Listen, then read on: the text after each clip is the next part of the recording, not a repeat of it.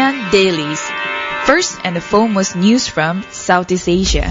Good morning, welcome back to Durian ASEAN, the voice of discovery and sharing. You're at the ASEAN Dailies. We deliver news from Southeast Asia. You're with Grace. Hi, good morning. This is Gowri. So let's start with our update news, which is of course about all this attack in Paris in France. And according to Malaysia, they will filter all these Syrian refugees in line with the Paris attack. That's right, and the Home Ministry actually said that they will start filtering all the Syrian refugees that they have been planning to accept after Paris terror attack, which killed more than 100 people. And this is according to our Deputy Minister, Dato' Nur Jazlan Mohammed. And he said that this measure is actually necessary following a report that a Syrian refugee was actually involved in the attack. So they assume that the Syrian refugees may not necessarily be terrorists, but they could be in a pressing or desperate situation at the time that actually caused them to sort of partake in the whole planning of the attack. Actually, I can agree with that comment because when it comes to refugees or any kinds of community, you never know that this whole group, ISIS group, might have planted a few, among all these people and then coming to Malaysia or any countries, and then they could have studied, what's the good places to attack, and then sort of they can study on the targeted place and then inform back to this group. Right, and I think it's going to be a bit difficult though for us to actually screen and to find out the particular of every single refugee before we take them in. Might be a tedious process, and we don't know what kind of framework exactly that they have in mind that they plan to implement and use it on the refugees. But he also further elaborated that there are these new forms of terrorist attack where it's being carried out by small groups of people, and it can be between 5 to 10 individuals, and it could easily be some of the refugees as they are running away. There were a couple of news as well saying that the refugees are the ones responsible for this attack, and of course there were some counter comments saying no, these are the people that the refugees are running away from, and they want to have nothing to do with that. But I think like you mentioned, it's a bit difficult to detect whether or not they're really refugees. They could have been planted, or actually if they could just be in a desperate state, and somebody comes along and offered them something and they just take up that offer. Yeah, that's also very possible. And at the same time, when you just scroll down to any platforms on social media, you will see a lot of mixed feedback regarding this incident. Of course, the majority is supporting Paris this attack and also sending their condolences towards this event. However, on the other side, there are also a number of group of people who sort of blame back on this attack, not the ISIS group, but then the other parties. And then again, a lot of news articles has been released regarding this incident, saying that let's just stop speculating all those incidents. Let's see how it goes like. So I think the best way, our country, Malaysia, is doing, perhaps we need to be more careful when we accept refugees, and perhaps from there we can reduce the number of possibilities that these people can attack other countries. And we will actually be opening our doors to 3,000 Syrian migrants over the next 3 years to help out with the refugee crisis. So let's move on to the continuation of this news about the other country, which France will become very aggressive towards this group, that they will take the revenge to this community. And also the country is very committed to sort of destroying so-called this Islamic State group after the Friday attacks. And this is of course according to the president. The President François Hollande has said that he would table a bill actually to extend the state of emergency declared after attacks for 3 months, and he would also suggest changes to the constitution. And they are currently going on sort of like a military campaign against the Islamic State in Iraq and also in Syria, and he will further intensify whatever that they're doing. and IS actually says that it carried out the attacks on bars, restaurants, concert hall, and even a stadium in which 129 people died. So while speaking during a joint session, Mr. Hollande actually said that the constitution needs to be amended as they need an appropriate tool that we can use without having to resort to the state of emergency. For sure. And what he's looking at is to have extra police posts, up to 5,000 extra posts, with no new cuts in the defense budget, right. As well as making it easier to strip dual nationals of their French citizenship if they are convicted of a terrorist offense.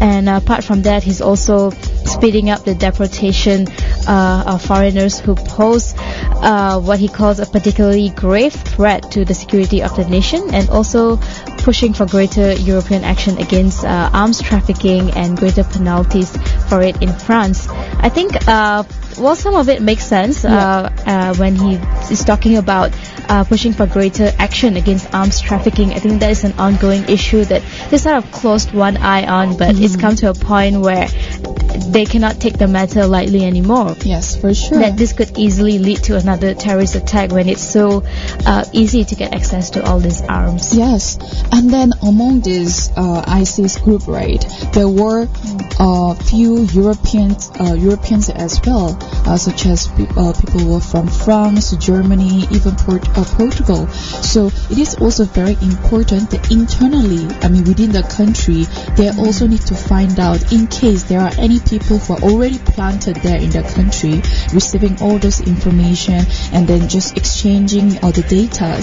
They really need to find out within the country first to make sure that no more information will be leaked from the country. And at the same time, as much as they've come up with a few strategies to protect this country and also neighbor countries as well, but it is also important to check and then go through some analysis within the country.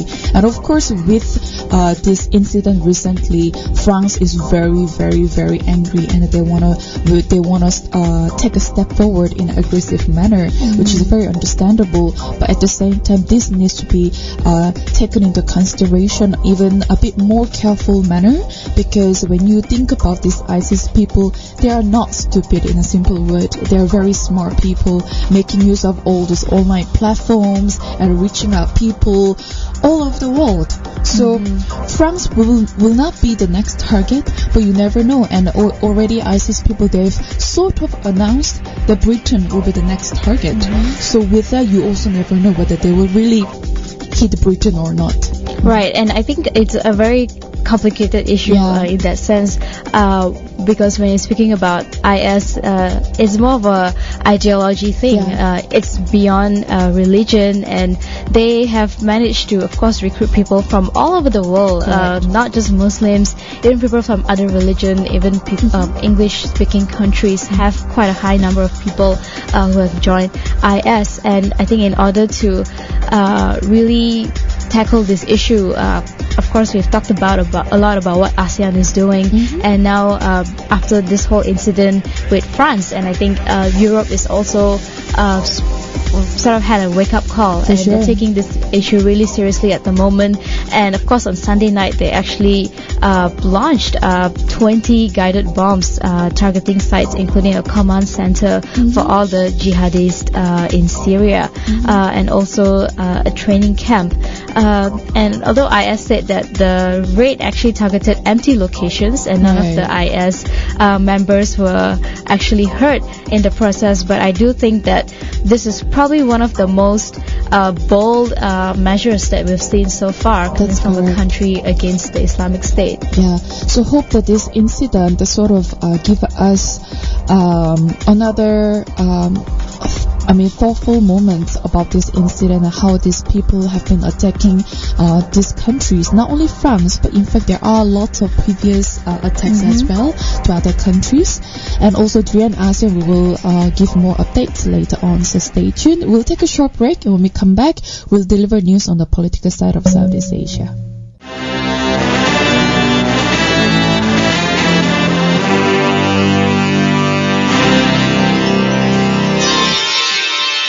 ASEAN Dailies. First and the phone was news from Southeast Asia. Welcome back to Drian ASEAN. You're with Grace at ASEAN Dailies. Hi, good morning. This is Gowri, also joining you at the ASEAN Daily. Yes, so let's continue from our breaking news. We've been talking about the Paris attack. Yes. And then to continue from there, there will be Top Guns to protect leaders at ASEAN Summit, which will be starting from tomorrow until the 22nd of November. And I like the way this news starts because they say, if you think you can get close to the world leaders attending the ASEAN Summit, and if you think that you have any chance of getting a selfie, you are wrong. Because this time, like you mentioned, in line with the Paris attack and also the ISIS threat in Southeast Asia, they will actually be beefing up the security, and there will be a whole lot of personnel from the unit, and they will be actually from United States, Russia, Japan, India. All of the ministers are expected to be in town, and because of that, we are going to have a very, very strict security to guard the people while they are here. Which is very necessary, and in fact, with about 300 officers and the personnel on duty, they'll be there throughout the summit.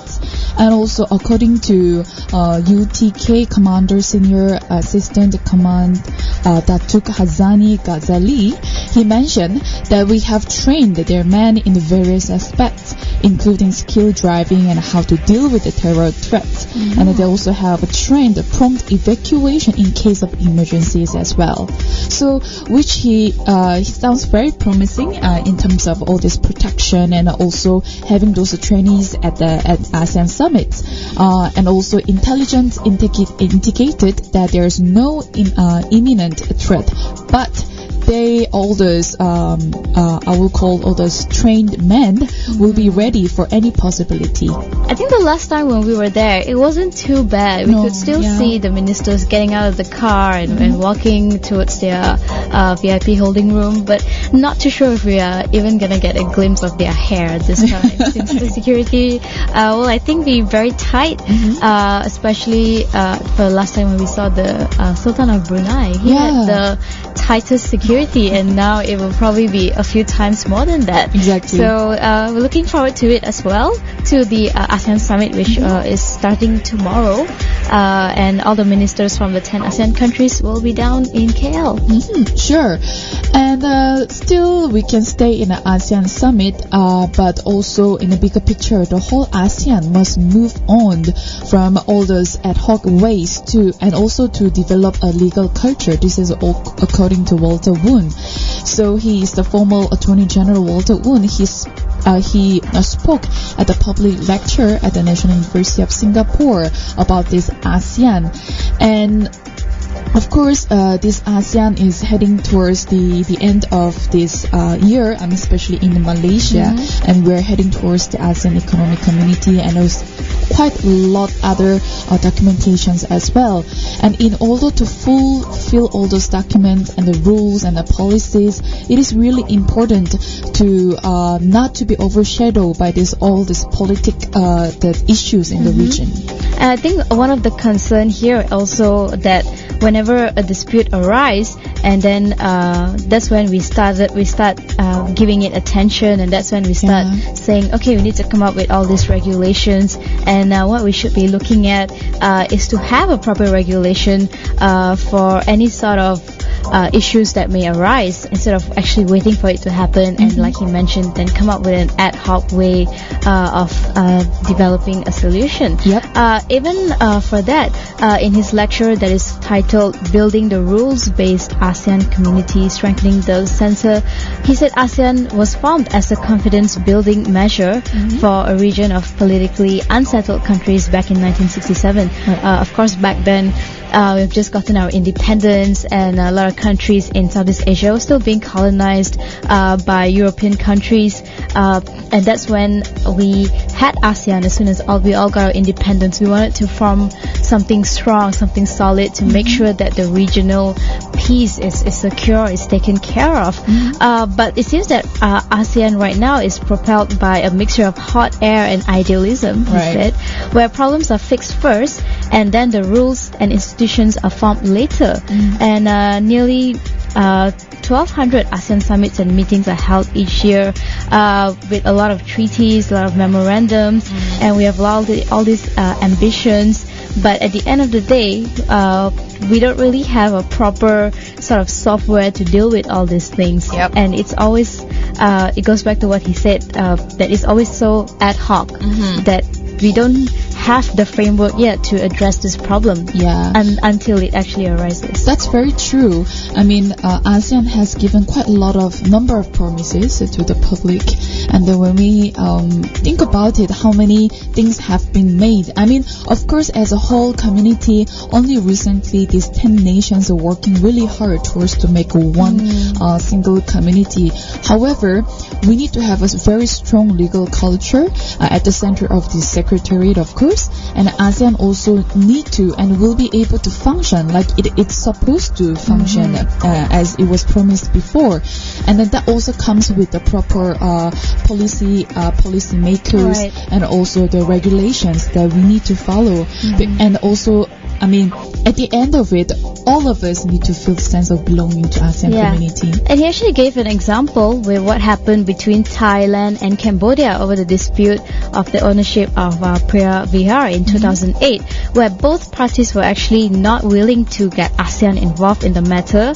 And although the then Indonesian foreign minister, who's also the chairman of ASEAN at the time, eventually managed to intervene, but it seems that ASEAN Secretary General from Thailand was absent during the process. And I think we are sort of having the similar situation right now where Vietnam and Philippines are having disputes with China, and China doesn't really want ASEAN to get involved. And I think that whole thing goes back to his point that because we don't have that proper law and regulation to actually address these issues. So ASEAN still has quite a long way to achieve what we want to achieve, but then it also comes with a lot of patience and the consistency to be able to achieve our own goals. But meanwhile, we have a lot of issues going around, and hopefully this coming up ASEAN Summit will be able to cover all these issues that has been happening within our community first. Let's move on to the next news. Still, we are staying in ASEAN, about ASEAN community. So 3 pillars that we know roughly, which is about the politics, economy, and social culture, will be formed complete for ASEAN community, and it will officially take shape on the December 31st this year. Right, and of course the ASEAN Economic Community, speaking of economy, which is considered the most important pillar, is considered like a precondition for the realization of other 2 pillars.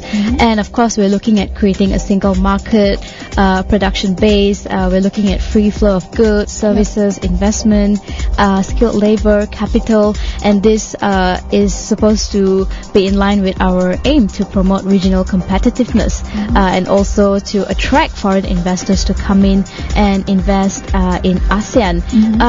And it seems, well, like you said earlier, it is already heading towards December, and we're supposed to have realized the whole ASEAN Economic Community, and we're looking at a lot of removing of trade barriers and whatnot, but we still have quite a long way to go. I think despite it being November, there's still a lot of people who might not even know what ASEAN is in the first place.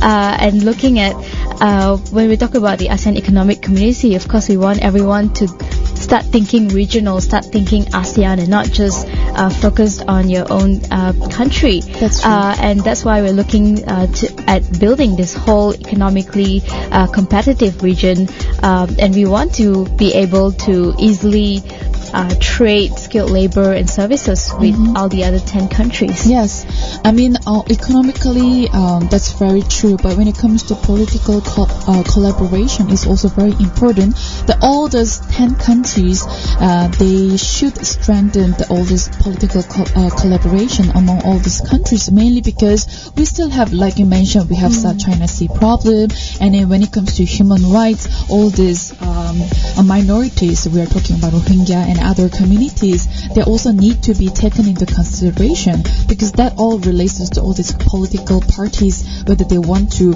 consider minorities in Southeast Asia or not. So hopefully ASEAN doesn't only become just a glamorous surface sort of name, but then we'll be able to penetrate all these issues that's been happening around. And especially looking at the socio-cultural pillar, which is sort of rarely talked about, and where most of the important issues actually fall under looking at this one. When we talk about the socio-cultural community, it aims to solve issues regarding social problems, solidarity, unity among people and member states, and also to forge a common identity and build a caring society. And they're also looking at human development, social welfare, social justice, environmental sustainability, all these things that is not directly linked to the political pillar, but it definitely does affect sort of the outcome of whatever that is being decided.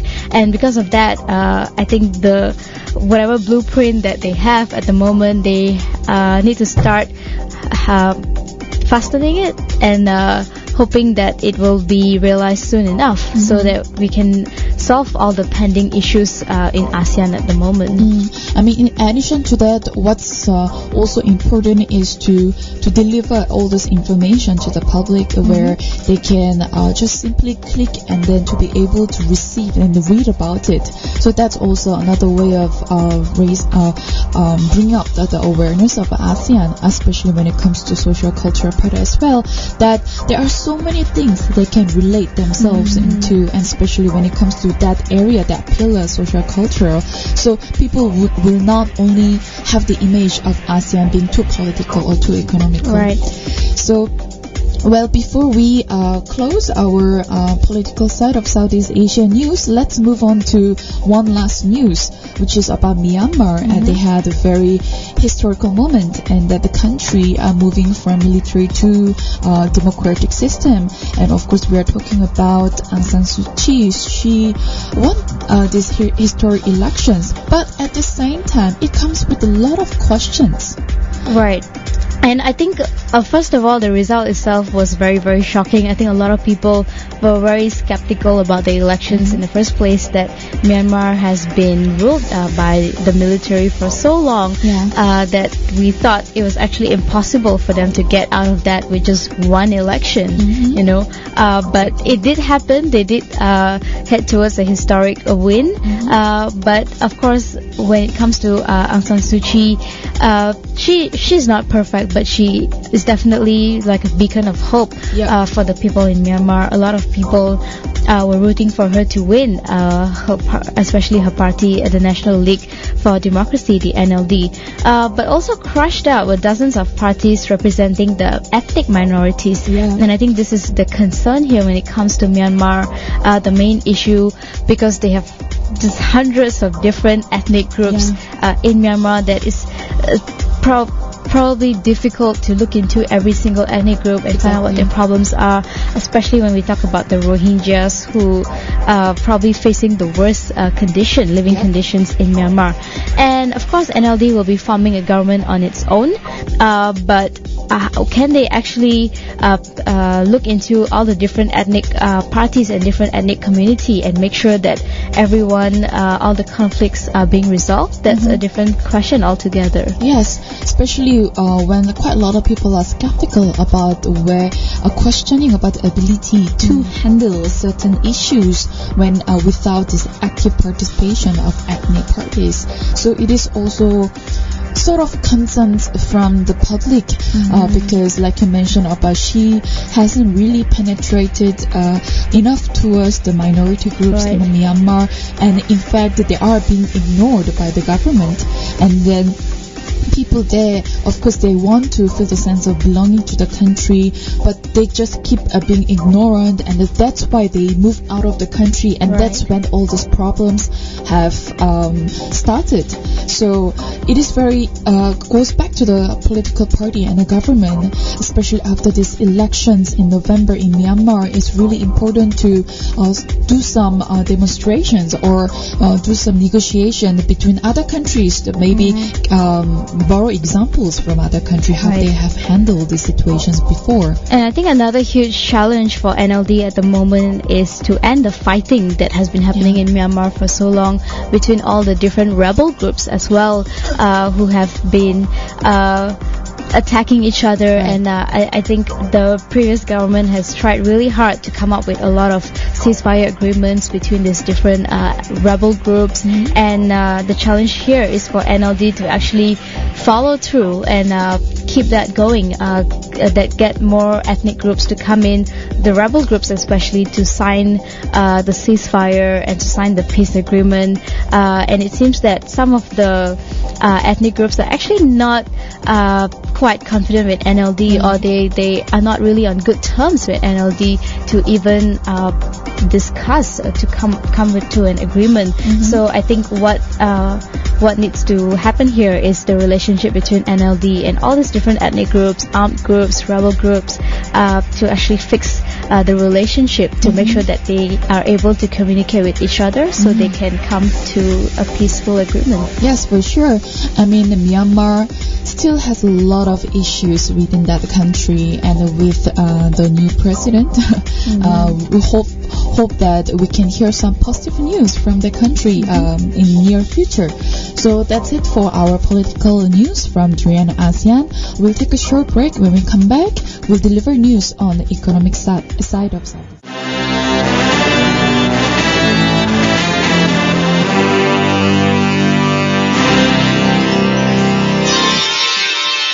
ASEAN Dailies. First and the foremost news from Southeast Asia. Welcome back to Korean ASEAN, the voice of discovery, and sharing you with Grace at ASEAN Dailies. And you're with Gowri also at ASEAN Daily this morning. Right. So let's start with our news from Indonesia. Well, Indonesia and Canada, they are about to expand their economic ties, and I think it's very positive news because there are lots of expectation and hopes coming from Canadian Prime Minister, and he has, of course, huge fan girls out there. As these two presidents have a meeting with regarding this economic ties, and of course it will enhance these bilateral ties during this meeting. And Joko Widodo especially, he highlighted the importance of forging stronger cooperation between Indonesia and Canada. While Canadian Prime Minister, he also was pretty open for better friendship and business ties with Indonesia. And this happened on Sunday on the sidelines of the G20 summit in Antalya, Turkey. And it seems that the trade value between Canada and Indonesia actually reached up to 2.6 billion in 2014, which is a decrease from the previous year in 2013. And what they usually export is wheat, potassium, and wood pulp remain Canada's main exports to Indonesia. And Canada's main investment in Indonesia are mainly the mining sector, the wood pulp sector, services sector, and also in insurance, because Canadian insurance company Manulife has already established quite a strong presence in Indonesia. And during the Indonesia-Canada bilateral forum held in Jakarta in May, it brought together a group of more than 80 representatives ranging from businessmen, governments, academicians, from civil societies, and Canada was actually looking to intensify their partnership with Indonesia in areas like like infrastructure development, education, regional security, and also stepping up its investment in the process. It's very good news if, it's going to be a Canadian expert, especially focusing on the transportation infrastructure in Indonesia, because, it's really clear and a lot of people know about how it is like in Indonesia to travel around. So it'll be very good that they can be helped from Canada, the country itself. And of course, according to the Indonesian Foreign Ministry, these two leaders also, they discussed efforts to boost the cooperation over climate changes. Right. As Joko Widodo, he underlined Indonesia's hope that upcoming COP21, which will be held in France climate conference, will produce a new international agreement as well. And they will also be looking to improve cooperation in renewable energy and energy efficiency, as well as peatland management, as Indonesia's efforts to end seasonal forest and peatland fires, of course. And they also will be addressing the issue of transnational organized crime, where Jokowi and Trudeau will be focusing on cooperation on how they can counter terrorism and also combat illegal, unreported and unregulated fishing and drug smuggling. I think Canada is definitely ahead in terms of energy efficiency and also in terms of crime management, and it's still a problem pretty much in Indonesia because of how big it is just naturally. For sure. So it's great that they have someone or there for them to exchange ideas and to learn from each other, and also to sort of guide them to see how they can be more efficient in handling these matters. For sure. And at the same time, Canadian Prime Minister, he's pretty open and very optimistic when it comes to his own country's government and also economic growth in that country. So it is very good that these two countries will be collaborating even further, and they're also looking into continuing to encourage this sustainable global economic growth and also fair global economic governance as well. So hope to hear more positive news from them soon. And let's move on to the next news about ASEAN Economic Community, which will be concluded by the end of this year. But it gives challenges to Vietnam at the same time. And according to the news, it seems that Vietnam is one of the countries that is facing a lot of challenges in terms of realizing the ASEAN Economic Community. Although it's one of the up-and-coming countries in Southeast Asia for sure, they actually have been looking at bigger market and exports to other ASEAN countries. And once the ASEAN community is fully established as well, Vietnam's exports to traditional ASEAN markets such as Singapore, Indonesia, Thailand, also to Laos, Cambodia, Myanmar will expand through their tariff and non-tariff privileges. For sure. I mean, it will be a very good chance for all over all Southeast Asian countries. But at the same time, they also need to, I'm talking about Vietnam, they need to take efforts to adapt and also turn all the challenges into opportunities for their own economic growth.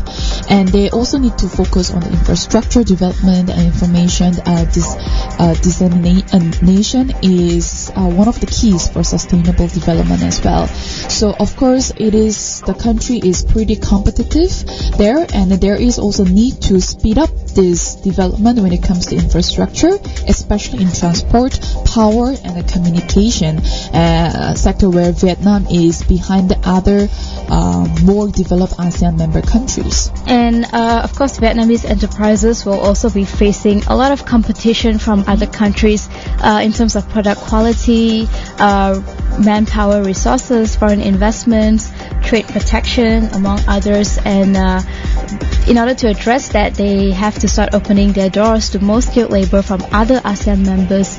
And this will end up putting a strain on Vietnam's labor force, especially on the unskilled labor force. And another area that they need to look at is the number of additional jobs that they can generate for the people. And if it can rise to about 6 million by 2025, I think that is quite a positive number, according to the Deputy Director General of Department of Social Assistance. Yes. Well, there are so many pressures by concluding this AEC, and also from the competitiveness. This is according to Vietnamese senior economist Pham Chi Lan. He is worrying about especially the issue for Vietnam when it comes to competing all these neighboring countries to conclude AEC.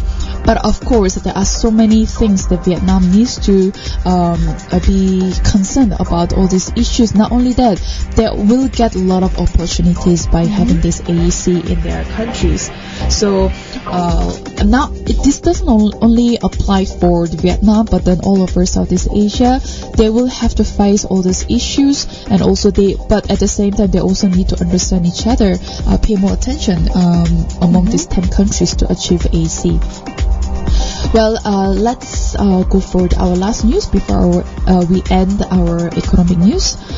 Well, in line with the Paris attack, there will be for sure the regional tensions, and this is regarding the South China Sea, and also security concern after this attack by Islamic militants in Paris. And they will mark sort of uncertainty, and also they also need to come up with better protection policies when it comes to regional protection and also tensions. And that gave a lot of worries and concerns over Asia Pacific Economic Cooperation, which is called APEC in Manila. And I think Philippines especially went on a very high alert after the strike that happened in Paris, where they actually ramped up their security in Manila to ensure the safety of thousands of delegates at the Asia Pacific Economic Cooperation, APEC. And also a lot of roads have been closed off, leading to the meeting venues where the ministers are supposed to have preparatory talks before the summit on 18 and 19 November. And the officials say that there actually might be an attack on the Manila summit, which will be attended by the US President Barack Obama, a Chinese President, Japanese Prime Minister, and they have deployed about 30,000 police and soldiers to guard the whole summit. There are no credible threats though, but I guess it's just a precaution that they are taking because of all the world leaders coming together. So not only in Manila, even here in Kuala Lumpur, ASEAN Summit is starting tomorrow, and of course there will be lots of police and soldiers will protect in upcoming or expected or even predicted attacks by ISIS group. So back to Philippines, they have vowed to be a good host by keeping up the summit agenda, a subject that was whipped of the tension between China and the United States in recent weeks. But it also hope that they can carry on this Manila summit smoothly without any attacks or incidents. So that's it for our economic news on Southeast Asia, but stay tuned for our next segment, which will be talking about the socio-cultural part of Southeast Asia.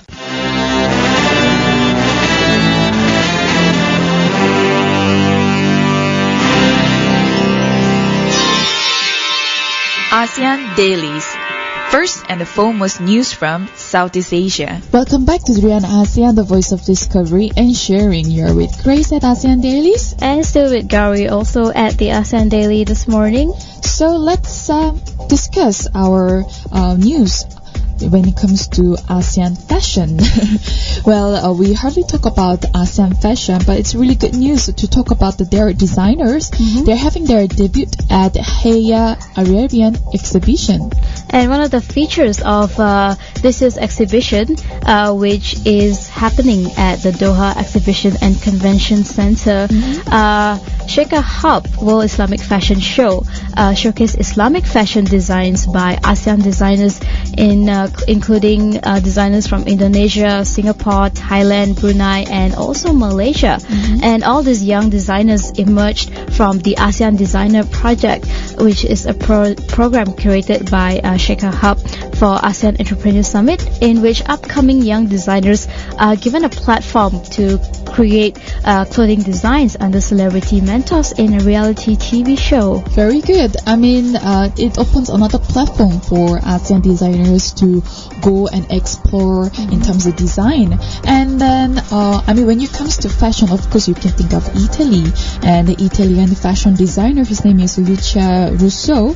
His work is also featured at the show, and he is behind this emerging Italian brand El Russo Urban Culture, and he shared the insights on the textile and the patterns as well. And of course, this one was organized by the Qatar Tourism Authority and the Design Creations. The exhibition features the latest collection of these abayas, jalabiyas, kaftans, shatlas, and also evening gowns by 260 designers. They're displayed in 273 boutique stands on the 10,000 square meter exhibition space. I think this is a very good market to tap into, because if you look at ASEAN, we have definitely Indonesia, which is the largest and the most number of Muslims in the region, and then we have also a majority of Muslim population in Malaysia, and we have some in Singapore, and also quite a huge market in Brunei. So when we talk about ASEAN fashion, especially in terms of Islamic fashion design by ASEAN designers, definitely there's a lot of potential in this area, and it's great that there is a TV show in the form of a mentor-mentee kind of relationship where they can be guided and they learn how to showcase their work and enter the real world and break into the market with for sure. But not only that, for under this fashion show and exhibition, there will be other sort of aspects of this week-long event, which are workshops, lectures, and a panel discussion as well. And from this, I can also see that there will be a lot of trades coming in and coming out.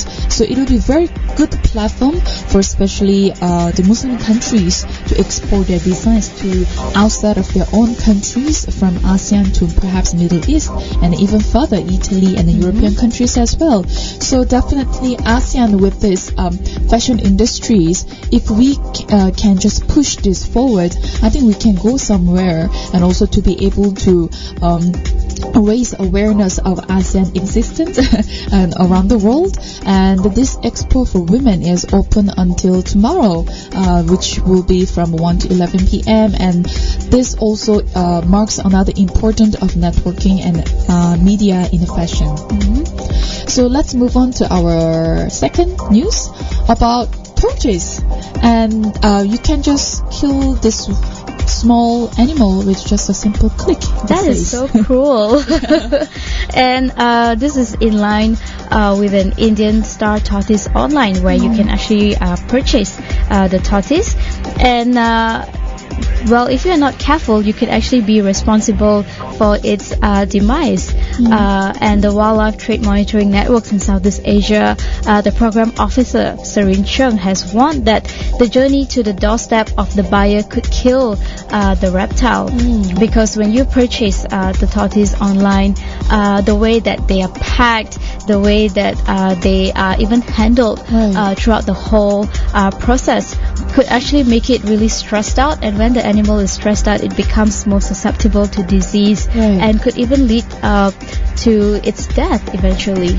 So this is something that all those buyers need to take into consideration, because these unsanitary conditions may arise when they are crammed into small spaces, especially in close contact with the waste matter of others. So these reptiles are very sensitive to any conditions, and also they need to be really taken care of properly, and they need to be hydrated all the time, because after all, the shells needs to be protected. And tortoise, they were commonly smuggled in suitcases before, which are often checked in on a passenger flight. So a lot of people have developed this habit of having tortoise as their pets. But it is also very important how to take care of them. That's right. Another step that for them to remember. I think even when you are purchasing the tortoise itself, it's important to be aware as to how some tortoises are actually smuggled, and also to make sure that the condition is actually safe for the animal to reach you. And also a lot of buyers need to be aware that when you buy these exotic pets, it's not that easy to maintain them because you're getting them from a different environment altogether, and whether they can adapt to the environment where they are going to be, whether it's your house or it's a new country, most of the time. And it seems that there has been a lot of death incidents as well concerning the tortoise or even other exotic reptiles. And Ching also published a report where it was revealed that a lot of tortoises actually died in 2007. 19 out of the 404 Indian star tortoises actually died on their way to a different country. And that's very sad news, because all the buyers, they just want to have this tortoise as their pet, but then they all need to be educated properly in the sense that how to take care of them before and after, So I hope that all those tortoise owners, please look after them carefully. After all, you are the oldest pet lovers, and you really want to maintain your pet for long term. So that's it for our ASEAN Dailies today. Look for us on our social media channels such as Facebook, Twitter, YouTube, and Instagram. And also we have our very own Duran ASEAN app if you want to download on your mobile phones, or you can also look for us on TuneIn for those of you who are on the go.